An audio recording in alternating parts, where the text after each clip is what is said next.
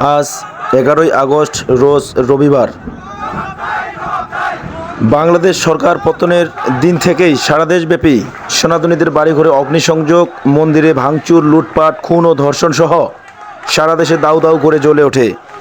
তাই সনাতন ধর্মাবলম্বীদের নিরাপত্তার দাবিতে দিনাজপুরের কাহারোল বৃষ্টিতে ভিজে উপজেলায় হাজারো হাজারো মানুষের রাজপথে সংগ্রাম ও মিছিল।